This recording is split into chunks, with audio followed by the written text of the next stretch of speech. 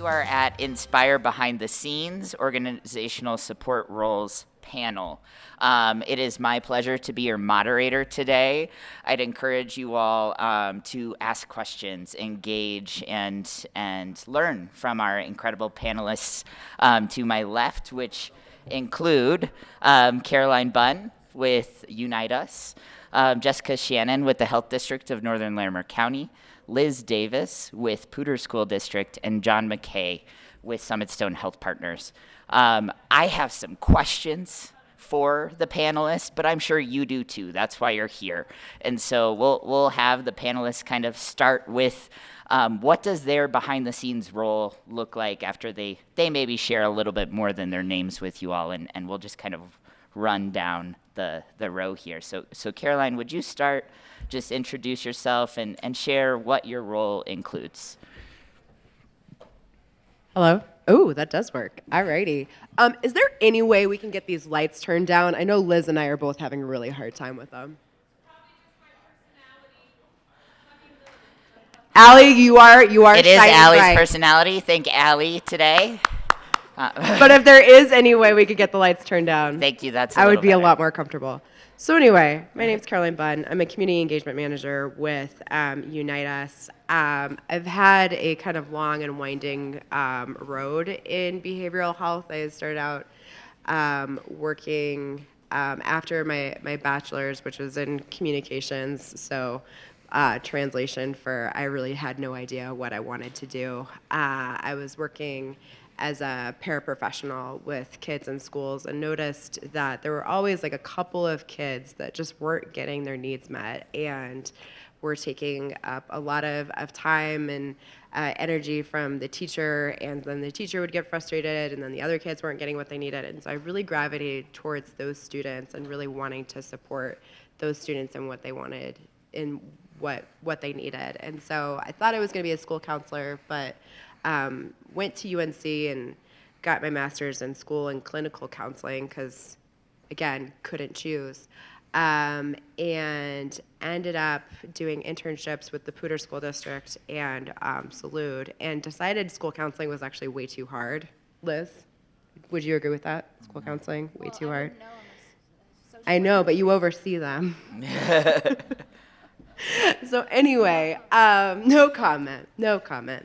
And so, and then ended up working in a nonprofit that was supporting children and families recovering from abuse, and then went into private practice, did some work with hospitals, schools, lots of different things, and then ended up getting more into the outreach and program end of things, and then made a big jump about a year ago to the world of technology. And so now I work for a tech company that made a referral system for organizations to better work with each other. We support a lot of the organizations in the room and hope to continue to support more of them. But how I support organizations now is in them being able to communicate with each other and get the services that they need for their clients.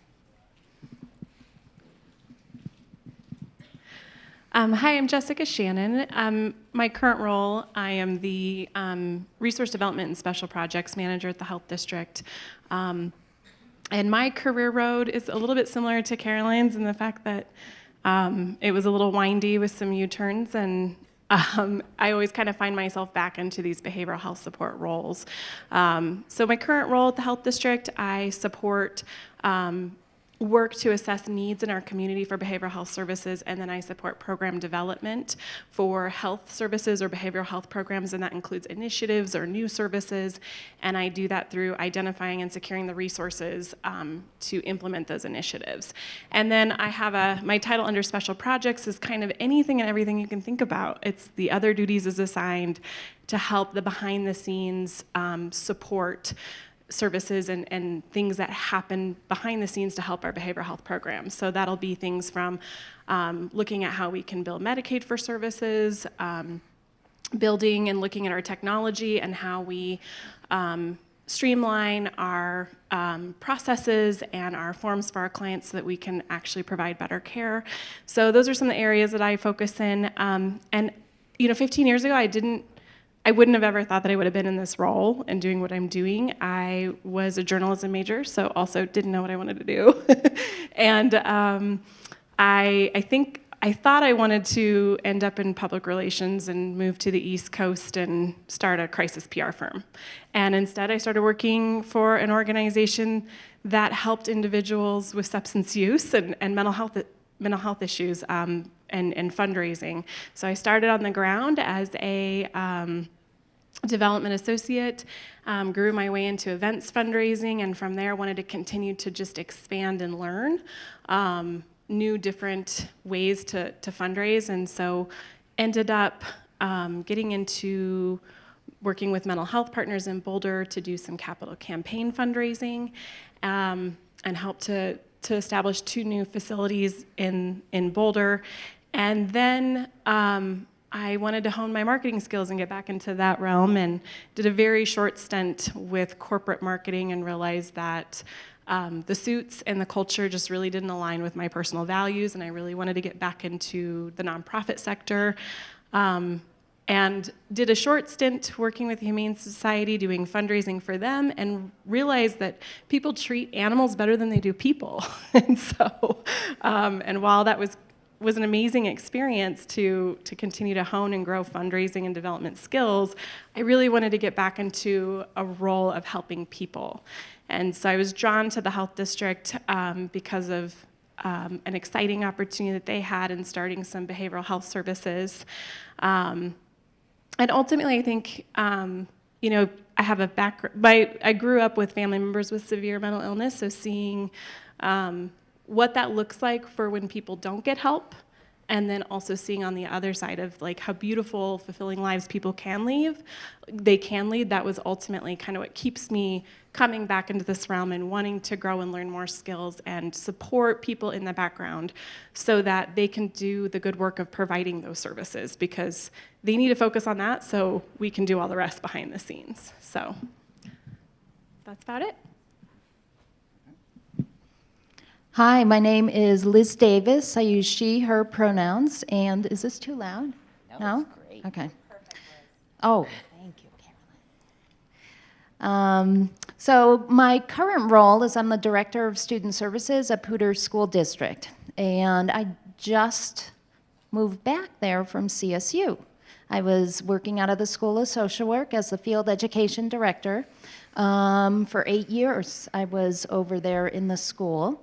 And before that, well, I guess I'm doing my career backwards a little bit here. So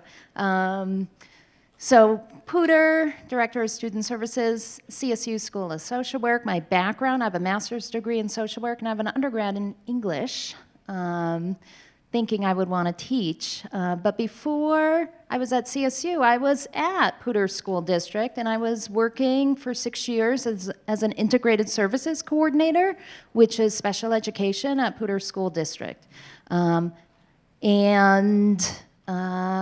Part of that, so I'm going to jump back to how I got here in Colorado, then I'll meet this career trajectory here, because I'm from Boston, and took a long and winding road here. But really, my inspiration getting into the field of social work and education came from, I had a mentor. My stepmother was a special ed director. She was also an ED teacher, so a teacher for students with emotional disabilities, but became a special ed director. And she encouraged me, I won't say how many years ago, but it was over a few decades, in high school to work with kids. I didn't know you were a para in the schools. So really, I think of my career as starting as a para, special ed para in the schools. And my specialty focus came when I really did about 4 years in my 20s in an autism classroom in the Boston, north of Boston, in the Boston area, and did lots of behavioral work in family homes, and then went to grad school and got identified social work as where I wanted to head next, and not teaching English or in the schools. I actually looked at special ed teaching as a background, and really felt like my roots were connected to systems support and development, and wanted to get the social work degree to have that system-wide lens on community practice and supporting folks in the field and supporting those systems. So post-grad school, I worked for North Suffolk Mental Health, community mental health in the Boston area, and specialized in birth to 3 early intervention work. And then I moved out. I did a little stint in day treatment and then came out to Colorado and worked for, where's SummitStone? Okay, so before it was SummitStone, it was Touchstone. And before it was Touchstone, it was Larimer Center for Mental Health, where I started my career here in Colorado. And I was a family therapist and an individual therapist, an MST therapist. And I did family preservation therapy. And I really wanted to get back to the schools. I really felt like that was my home. So I went up to Thompson School District for about 5 years and was their disabilities coordinator for early childhood for a year, and then was their secondary social worker, middle school, high school social worker, half-time. So the one social worker, picture that today, one social worker for all the middle schools, all the high schools at Thompson School District, half-time, but then I was also half-time autism coordinator for the district, building some new systems there. But then, so I was there for 5 years, helped build some systems, support lots of folks in the schools, and then I came to Poudre School District, where as an integrated services coordinator. And really supported at that time early childhood supports, working out of all the early childhood programs, as well as, because I had some behavioral background and social work background, I started their out-of-district programming. So all of our students across the state who were in jail, day treatment, residential, coming back into the district and bringing them back and helping them transition effectively into the district and building those systems to support the kids coming back in. And at that time, social workers were not attached to ED programs in our school district. And when I came back, I started supervising those folks too.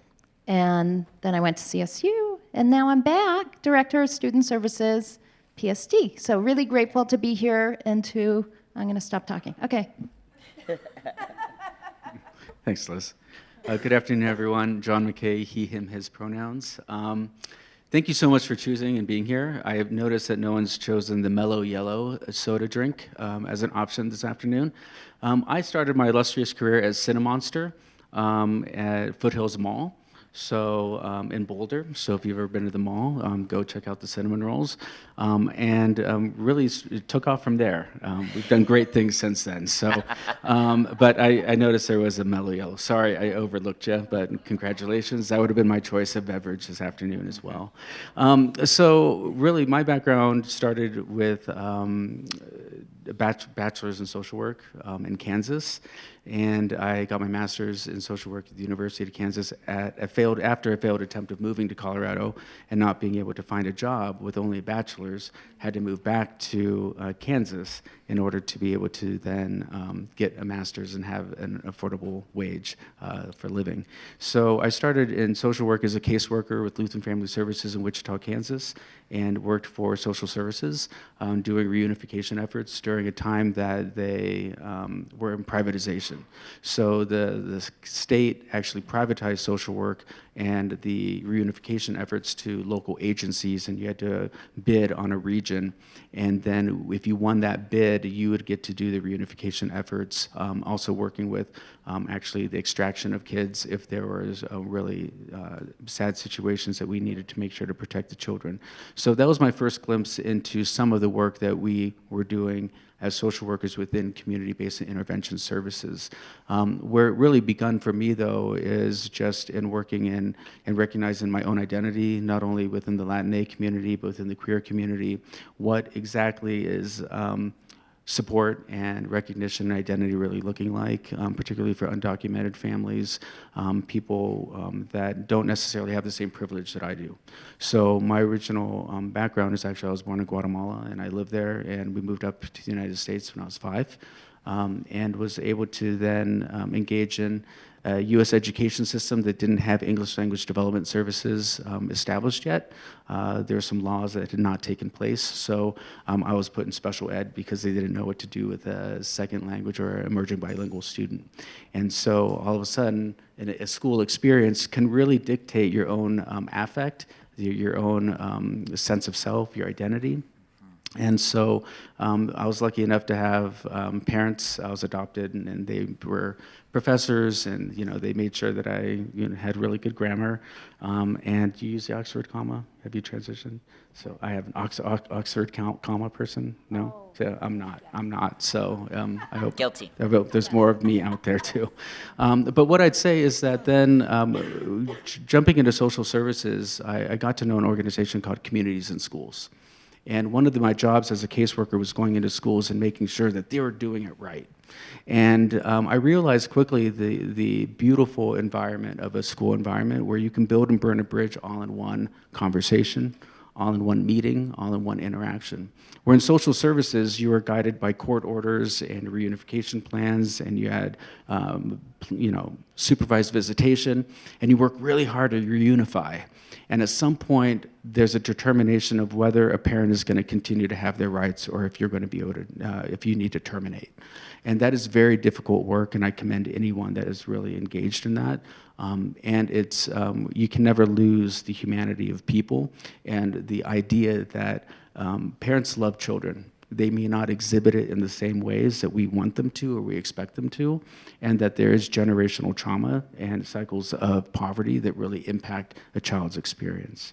So within that, I decided to get into schools and loved it. I was a middle school counselor, loved that. They're growing and stinky and all sorts of things, and they're moody and they're opinionated. And if you know me, I am too in some ways, so it was a great fit. But I quickly realized that there was a coordination effort in social work. What I really believe is in systems, and systems organization and coordination, and that it really is about people. And so I started running a 21st Century Community Learning Center grant, and then I was able to bring those skills to Colorado once I got my master's degree from University of Kansas, was a clinician here with Lutheran Family Services, and then quickly went back into schools, and then I started to move up into the administrative role.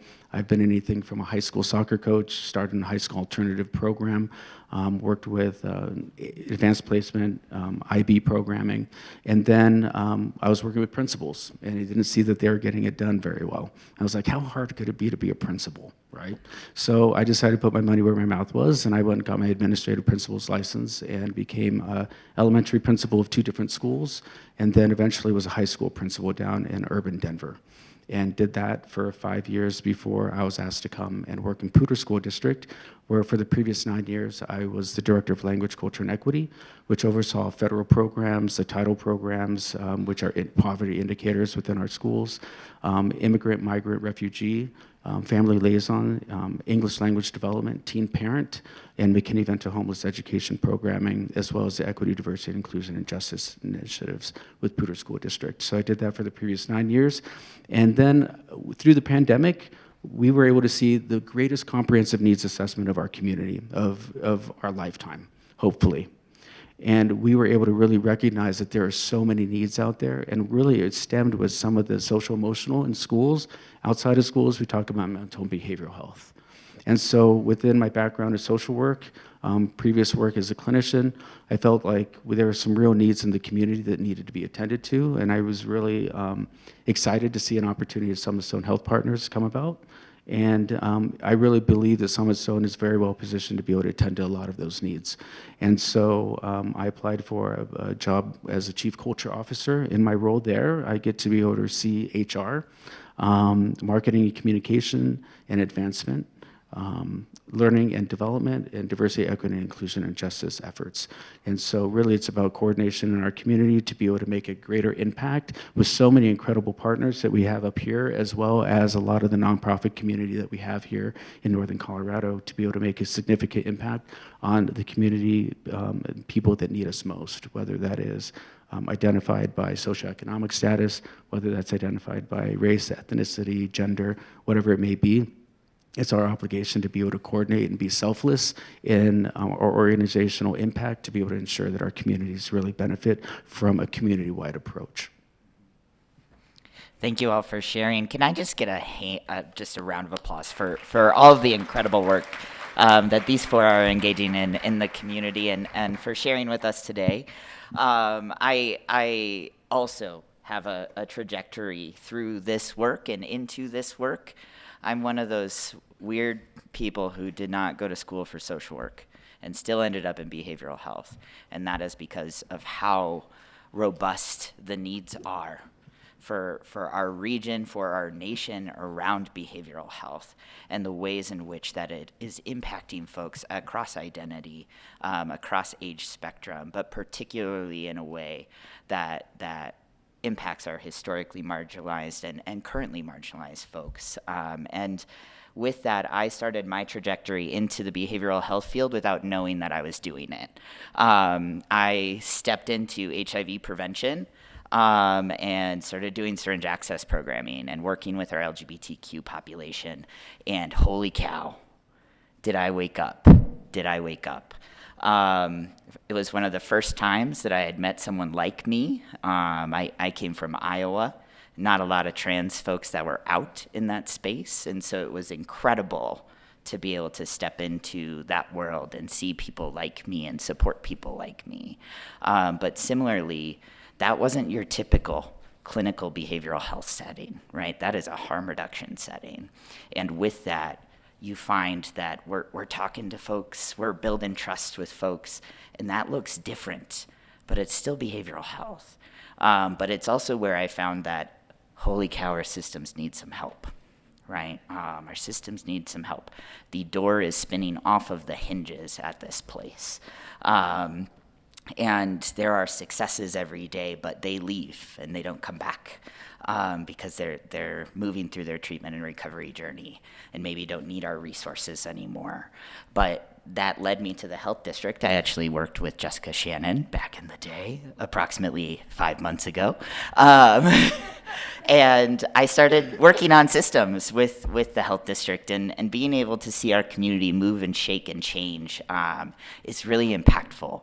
But it wasn't your typical role.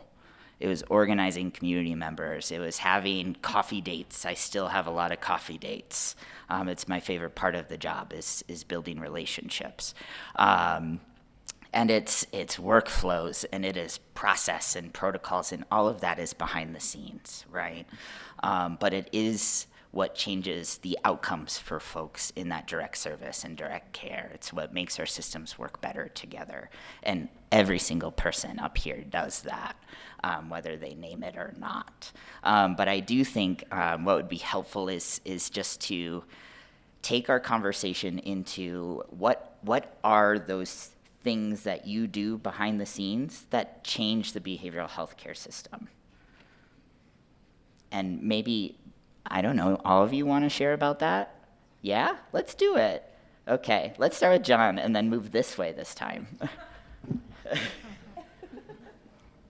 So I think when you're in the business of people, you have to be able to make sure to attend to the people that you get to work with that are in the direct lines of service. So how we impact the services depends on the care and the well-being of the employees that we get to foster within our organization. And I think that one of the things that we can provide quickly is clarity and being able to say, here is a trajectory, because everyone wants to grow in their career, and it doesn't necessarily mean this way. It actually means that they want to feel fulfilled and that their skills are being utilized to make the greatest impact. Because when you're in the helping profession, the disenfranchising thing that you can do is disable a person's ability to help. And one of the worst things that you can do is have a client, a person, a family, a student, a community member in front of you, and you not have an answer in a way that you want to help. And so be able to be resource driven, to be able to make sure that you're able to provide the resources necessary for people to feel like they can make that great impact in those touch points when they need to make the most. And so in my role, as Chief Culture Officer, it really is trying to identify and be very clear about our values, being able to make sure that we're able to have a robust benefits package, and making sure that we can be accessible and attend to the needs. And we don't get things right. There's no sense of perfection. There's no such thing as perfection. So when harm is caused, be willing to sit and listen and be accountable to that. And so we know that our professions are generally underpaid. So how do we bring those and think about it through a lens of resource equity and really mechanize and utilize the resources that we have available to us to center our clients, but making sure that we attend to our employees so that they can center clients even more. So a conversation and discussion and engagement that we are very, it's very alive and well in at SummitStone right now is, what is a livable wage? And if you come to our organization, can everyone have a livable wage, regardless of what position you're in, and where does that start, and how do we attend to that? And that's not a quick fix. And so we don't come into that conversation saying we're going to fix it by this date, but we have to show our obligation and our value to a livable wage to make sure that then it doesn't matter what position or who you are in SummitStone, you have an opportunity to make an impact and be able to serve. Can you repeat the question one more time? Because I have a lot of notes. I just want to. Well, your notes are probably all spot on, Well, first of all. just. But how are you, in your behind-the-scenes role today, impacting behavioral health care? Yeah. So I really appreciated hearing what you said about centering employees. We say in the world of public ed right now, teachers, staff, social workers, counselors, nurses, we can't support any student unless we have put your oxygen mask on first, because we can't do anything in the schools unless we are regulated and supported and taken care of. We're doing a lot of that now. I think schools now, I'm not sure when schools transition to have wellness coordinators in schools, but that's kind of a new thing since I was there last. We have a new one at PSD that just started yesterday, but that's for staff. We have a staff EAS department that takes care of, our staff. And I think, really supporting the employees is critical to the work that we do in schools every single day. I support the school nursing team. We have about 17, I think, school nurses at PSD. We have 21. I support the mental health team, mental health folks. I support the 113 school counselors in our district. We have a new role, a new coordinator, an LGBTQIA plus coordinator in the school district. Shout out to us for doing that. And yes, thank you. And so that's a new position in Colorado, new position for us last year. Restorative practices, as well as safety, school behavior, all fall under student services. And I think did this just die? Yep. Do that. Test. Liz gave herself a pat on the back, and then the mic turned off, and I just want everybody to observe that fact. Oh, right back. Okay. So supporting staff, oxygen mask on first. I think one of the things Poudre School District has done recently is focus in on strategic priority areas. And what we realized, having collaborative teams to focus the work of the district for the next 3 to 5 years with mental health and belonging, safety, literacy, and graduate with options, having collaborative teams and having employee assistance services on those teams with us, we identified that we did not have staff support blended into these priority areas. So we blended in staff support as well. So that's, will be a focus for us in the next 3 to 5 years as well. And that wasn't there until we identified that, put it on the plate and on the table. Like, we can't support our students without supporting our staff. So, yeah.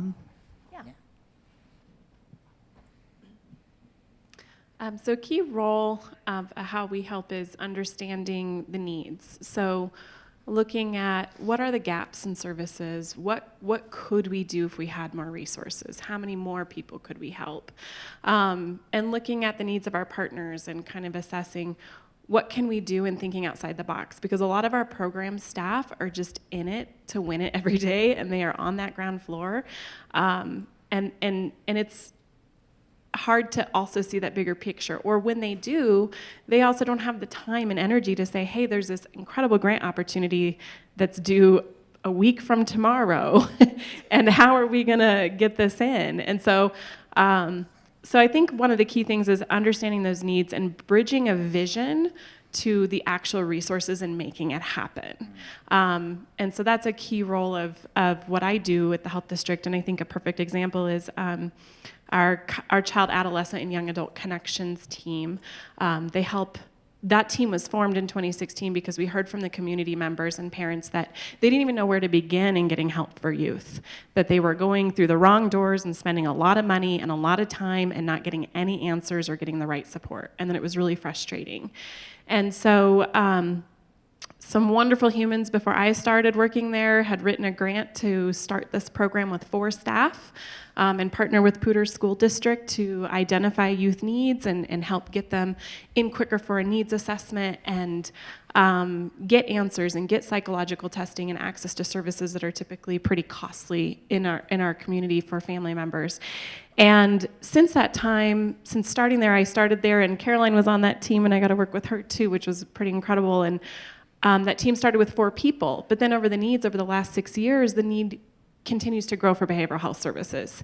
And so since that time, it was slowly and strategically planning and incrementally growing that team, and now that team has 10 staff, so 10 FTE dedicated to it. So I think that's one thing. I think the other thing too is I always assess and ask questions. I'm always the why. Tell me why we do this. How does this help you? What are your barriers? And how do we get out of our own way in making services more accessible and making processes easier for our staff? Because they're already doing hard work. They're already living and day-to-day on the ground with clients. So how do we make their jobs easier? So that's something else that I feel really passionate about, and am constantly asking why and how could we do this better and how can we make this easier. I think the third thing that I do is to help programs communicate their impacts and success, and to pause and say, wow, look at what happened, look at what you've done, and then communicating that to our board of directors to make the case so that we can continue to use tax dollars to continue to support these programs long term. So those are just a few of the key big ways, and really love trying to take that work off of our providers who are doing the direct services. Thanks, Jessica. If you had told me 15 years ago that I would be working in tech and really excited about it, I would have thought you were lying and told you to get out of here. And so really, like, if I sitting in your seat as a student, like, I thought I was going to be a play therapist for forever and ever and ever.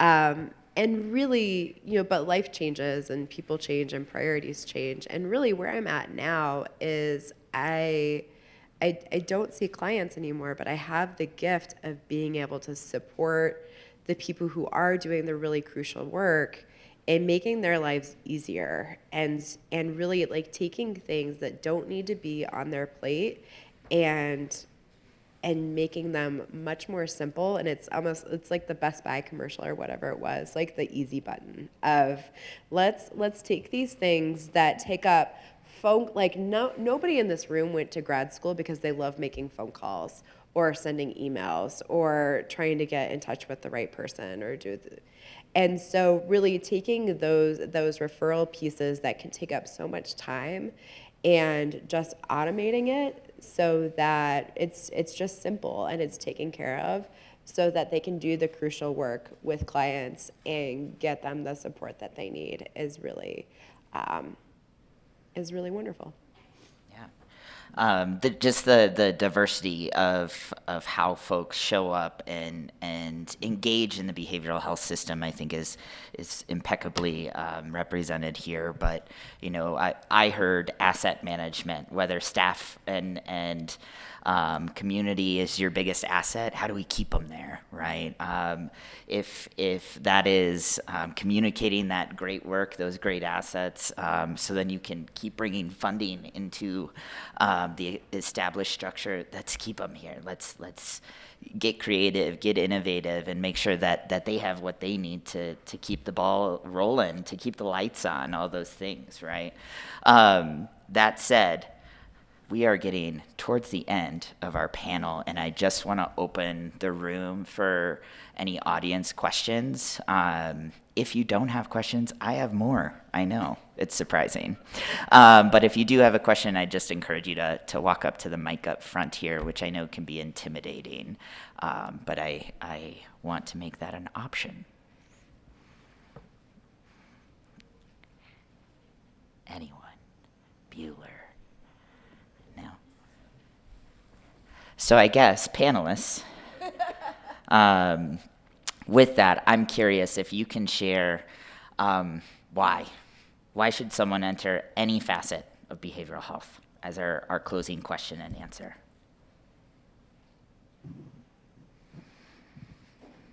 That's a good one. I think what I would say about this is the field it's ever growing, it's ever changing. There's this constant evolution, and you can also, I think all five of us up here really are testaments to that, of the field is changing and you can evolve within the field. And so it's not that you go and be an accountant and do the same thing for your entire career. You can switch industry. You can switch from school to public health to technology.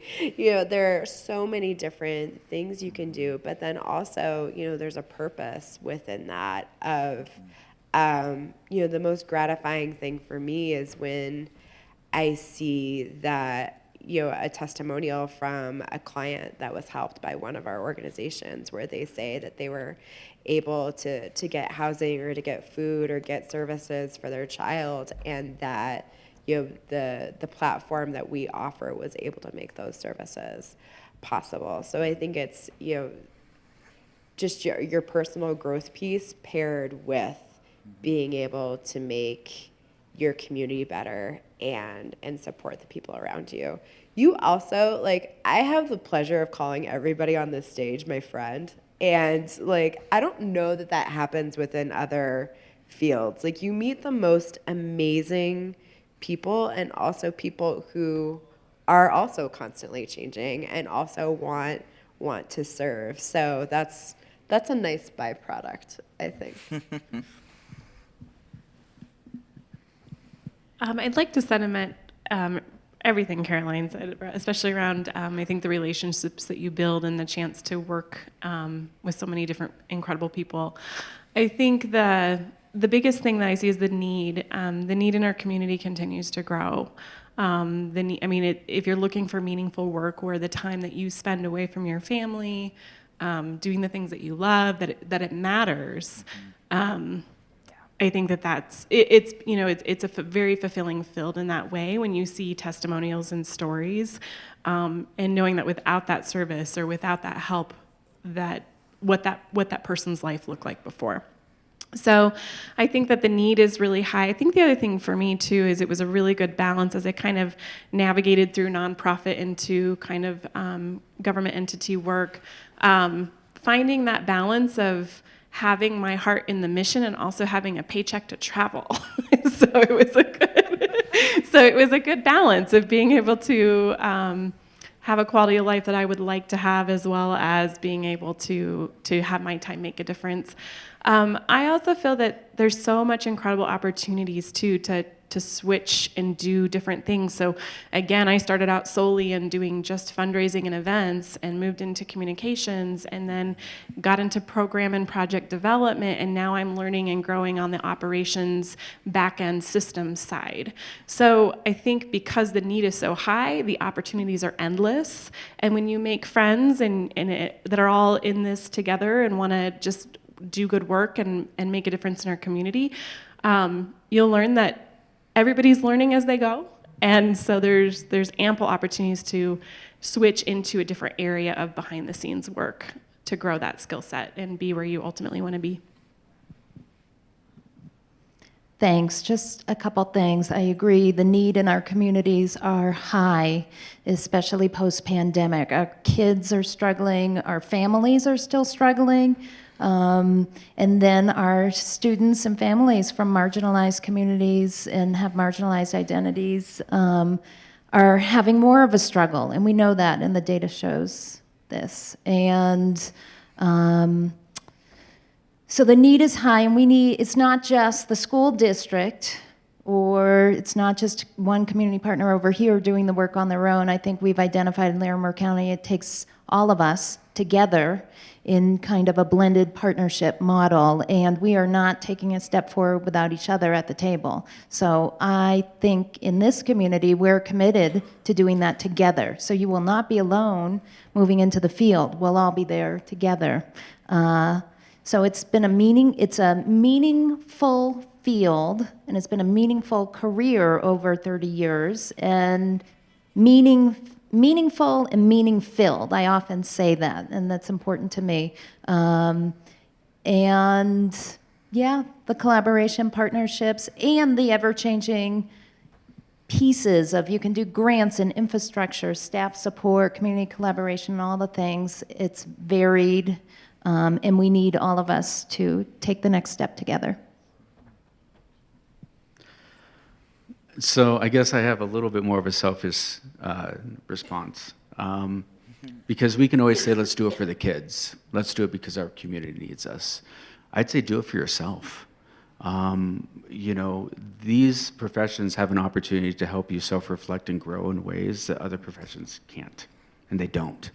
Not only through your own professional development, but the experiences that you have with people. And so if you love people, that's why I got into social work. I'm gonna have to work. I like being social. I guess I'll go into social work. And it was that simple. And it was really an opportunity just to get to know people and really in their authentic selves. And you will gain more from clients and people and students and whoever it is than they'll ever gain from you. And the amount of wisdom and insight that they have is incredible. And the experiences that you'll have with them is second to none. And when we know that our social determinants of health are greater, I'm proud of Colorado for naming racism as a social determinant of health. There are things that we have a moral imperative to be able to attend to and address. And I think that there are ways that in these professions that we can actually do that. And there's not very many times that we can see the impact of our work. And in these professions, you can. You can actually see a client that starts to heal. And true healing and true identity and being in one's full self isn't just about basic needs. In social work and in these professions, we think about intervention. And so you can intervene, provide a gas voucher, a food voucher, you can provide transportation, you can do all of these things. That's basic needs. That's the stuff that they need just to start to feel. And so in mental and behavioral health, it provides us an opportunity to be able to get to the actual healing piece. And we think about cycles of poverty, and we think about the work that we've done in casework and things like that. That's patchwork. What we actually want to do is solve generational issues so that we can actually have whole people doing great work and being their whole selves moving forward. I don't know how to follow John there. That was a really good end. So, John with the mic drop. But again, I think, for me, my charge for you is do the thing that's close to your heart. Even if it's not in direct service, if it's behind the scenes, like a lot of these folks are, or if that's where you end up in the long haul. But for me, this has always been close to my heart, and that's what keeps me in it. And you have to have a career that you can stay in it and even if that means you shift and change. So again, a round of applause for our panelists today, and thank you all for being here.